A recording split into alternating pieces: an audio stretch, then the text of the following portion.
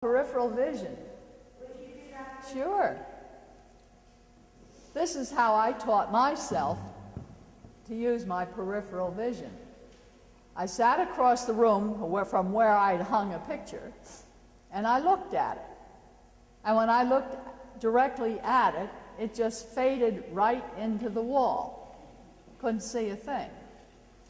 But by holding my head very still and lifting my eyes up to, say, 12 o'clock and around in a big circle, somewhere in that circle, that picture popped into view.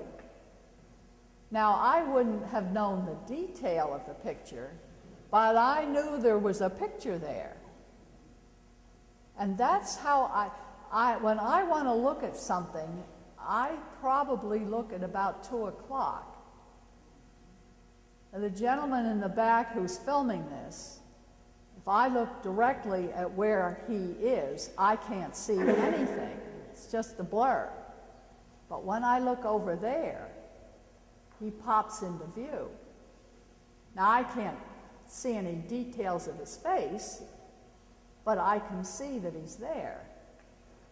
And so I use my peripheral vision for everything. It takes a little practice, but after a while, you don't even think about it, you're just doing it.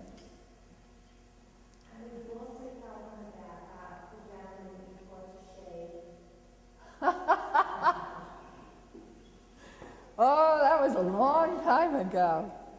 My phone rang one day, and I answered it, and this man's voice said, "Well, you can't help me." And I said, "Hey, give me a chance. What's your problem?" "Well, I can't see to shave myself anymore," he said. And I said, "Well, what are you doing about it?" "Well, that's the problem," he said. "My wife is shaving me."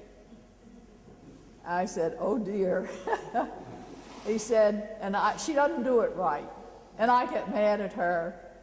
And then she gets mad at me and says, I don't appreciate everything that she does for me. And every morning starts off with a big fight. And I said, "Well, that's not such a terrible problem. I can teach you how to shave yourself." He said, "Lady, what do you know about it?" I said, "Listen, I've had 2 husbands and 5 sons. I've seen a lot of men shave themselves. Now, you just hush up and listen."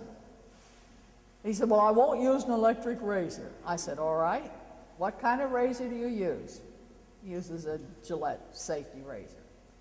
So I proceeded to tell him what to do and how to put one finger up by his ear and put a lot of shaving cream on and run the razor down and then run down with the other hand and feel. And if there are any little prickly places, do it over. And I told him how he's going to lift his chin and stiffen his upper lip. You know, you've all seen people shave. And he said, "Well," I said, "now promise me you'll try." "Well, all right," he said. So a few days later, he called and he said, "Well, I called to thank you." "Well," I said, "you're very welcome. Now you can shave yourself." "Well, that's not what I called to thank you for," he said. And I said, "Oh," he said, "I called to thank you for saving my marriage." I didn't know I was into marriage counseling, but sometimes I am.